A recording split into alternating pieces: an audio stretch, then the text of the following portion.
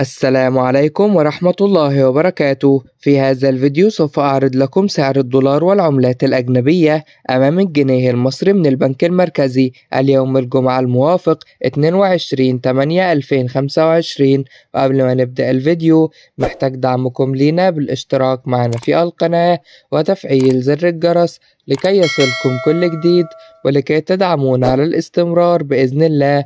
لو عجبك الفيديو دوس لايك. إليكم التفاصيل بعد الانترو.